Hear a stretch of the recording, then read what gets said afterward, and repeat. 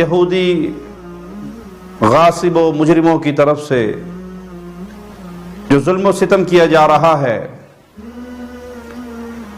ہر وہ مسلمان جس کے جسم میں وہ اس ظلم و ستم کو دیکھ کر چھلنی ہو چکا ہے، غم کی دلدل میں ڈوبا ہوا ہے، پریشانیوں میں گھرا ہوا ہے کہ مسلمانوں کی اتنی بڑی تعداد موجود ہو اور یہودی ظالم مجرم ہمارے مسلمان بھائیوں پر، بہنوں پر، معصوم بچوں پر، بوڑھوں پر یوں ظلم کرتے رہے۔ تو یاد رکھیے، اے ہمارے معصوم مسلمان فلسطینی بھائیوں پر ظلم کرنے والے مجرموں، غاصبوں، یہودیوں،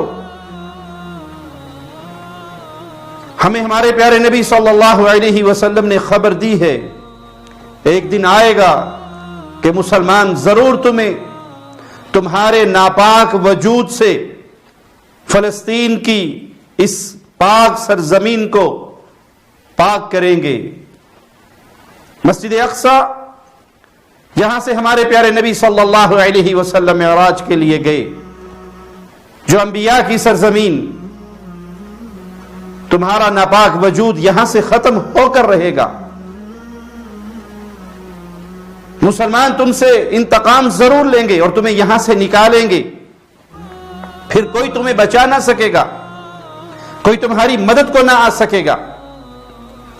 امام الانبیاء، امام کائنات محمد کریم صلی اللہ علیہ وسلم نے فرمایا، یہ درختوں اور پتھروں کے پیچھے پناہ لیں گے، چھپیں گے۔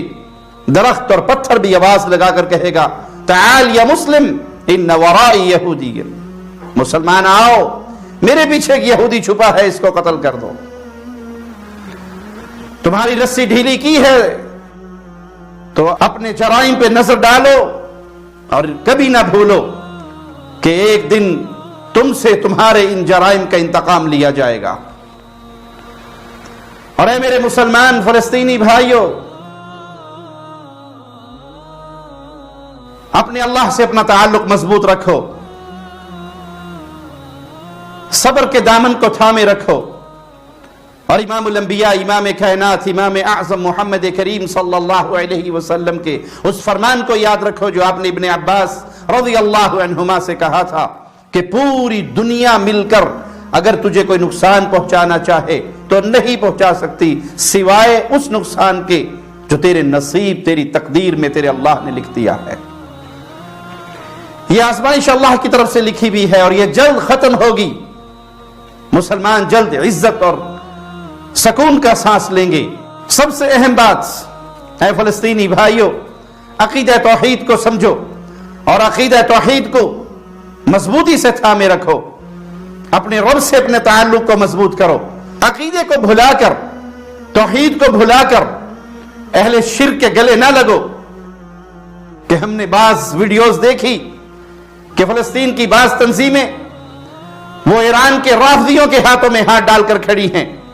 وہ مجرم، وہ ظالم خمینی جو صحابہ پر لعنتیں کیا کرتا تھا، صحابہ کی تکفیر کیا کرتا تھا، شرک اکبر کا بہت بڑا داعی تھا، اس کو وہ امام خمینی کے نام سے اور اس کے لیے رحمت اللہ علیہ کے آوازیں اپنی زبان سے بلند کر رہے۔ تم نے توحید کو اگر بھلا دیا تو اللہ کی مدد نہیں آئے گی۔ اگر رافضیوں کے دست و بازو بنے، حزب الشیطان، اگر تم اس کے دست و بازو بنے تو یہ تو تجار ہیں فلسطین کے معاملے کے، یہ تو اہل سنت کے خون کے پیاسے ہیں۔ انہوں نے عراق میں اہل سنت کو ذبح کیا، سوریہ میں اہل سنت کو ذبح کیا، یمن میں اہل سنت کو ذبح کیا۔ ان کی یہودیوں سے دشمنی نہیں، یہ جھوٹ کی بنیاد پر موت للامریکہ اور موت لاسرائیل کے نعرے لگاتے ہیں، حقیقت کے اندر یہ اہل سنت کے دشمن ہیں، یہ اہل توحید کے دشمن ہیں۔ ان کے میزائل مکہ پر تو فائر کیے جاتے ہیں، ایران کے دیے ہوئے میزائلوں سے یہ حزب الشیطان، یہ حوثی قبائل طائف اور مکہ پر تو حملہ آور ہوتے ہیں، لیکن ان کا کوئی میزائل یہودیوں کے خلاف استعمال نہیں ہوگا۔ تو تم عقیدہ توحید کو بھلا کر اللہ کے دشمن صحابہ کے دشمن، قرآن کے دشمن، ان رافضیوں کے دست و بازو نہ بنو، بلکہ توحید کی بنیاد پر، عقیدے کی بنیاد پر اہل سنت کے ساتھ مل کر رہو۔ وہ وقت دور نہیں جب اللہ کی رحمت سے اہل ایمان سکھ کا سانس لیں گے اور ان یہودیوں کا اس پاک سرزمین سے ان کو نکالا جائے گا۔ اس موقع پہ ایک سوال پیدا ہوتا ہے کہ ہم عوام الناس جن کے ہاتھ میں کچھ نہیں وہ کیا کریں؟ جن کے ہاتھ میں کچھ نہیں ان کے ہاتھ میں بھی بہت کچھ ہے۔ دعا وہ ہتھیار ہے، آدھی رات کو اٹھ کر اپنے اللہ کو منانا، اللہ کے سامنے دعائیں کرنا، مظلوم مسلمانوں کی مدد کے لیے دعائیں کرنا اور یہودی غاصبوں کے لیے بد دعائیں کرنا، یہ بہت بڑا ہتھیار ہے۔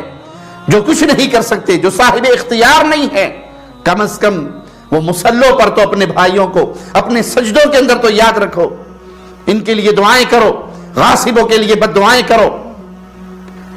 اگر آپ کچھ نہیں کر سکتے تو کم از کم یہودیوں کی مدد نہ کرو، ان کے وہ معیشت جو آپ کے گھروں تک پہنچی ہوئی ہے، ان کا وہ بنایا ہوا سامان جو آپ خرید کے انہیں نفع پہنچاتے ہو، کم از کم اس سے ہی اپنا ہاتھ روک لو۔ مسلمانوں کی مدد نہیں کر سکتے تو یہودیوں کی مدد بھی نہ کرو۔ یہ کرنے کے کام ہے، اپنی دعاؤں میں اپنے فلسطینی بھائیوں کو یاد رکھو، ان غاصبوں کے یہودیوں کے خلاف بد دعائیں کرو اور ان کی مصنوعات کا بائیکاٹ کرو، جو کر سکتے ہو وہ تو کر گزرو۔ اور اللہ سے امید ہے کہ اللہ ضرور وہ لمحہ لے کر آئے گا جب اہل ایمان کے دلوں کو سکون ملے گا ان یہودیوں کی بربادی کے ذریعے۔ بعض لوگ اسرائیل کو گالیاں دیتے ہیں، یعقوب علیہ السلام کا نام اسرائیل ہے۔ ان یہودیوں کو لعن طعن کی جائے، ان کے جرائم بیان کیے جائیں، لیکن انہوں نے یہ نام دھوکے کی بنیاد پر رکھا ہے۔ نہ ان کا یعقوب علیہ السلام سے کوئی تعلق، نہ ابراہیم علیہ السلام سے کوئی تعلق۔ اللہ کے انبیاء سب اہل توحید، توحید کے داعی، توحید کا پیغام پھیلانے والے، اور یہ مجرم اہل شرک ہے، اللہ کی بغاوت کرنے والے، اللہ کے دشمن ہے، مغلوب قوم ہے، ان پر اللہ کی لعنت برستی ہے۔ اللہ سے دعا ہے اللہ ہمارے فلسطینی بھائیوں کی مدد فرمائے، اللہ اہل ایمان کی مدد فرمائے، اللہ اہل سنت کی مدد فرمائے، اور مسجد اقصیٰ کو ان یہودی غاصبوں سے چھٹکارا نصیب فرمائے، اہل ایمان کے دلوں کو خوشیاں اور سکون کی دولت سے نوازے ان یہودیوں کو تباہ و برباد کر کے۔ اقول قولی ھذا واستغفر اللہ لی ولکم ولسائر المسلمین۔ رب اشرح لي صدري ويسر لي أمري واحلل عقدة من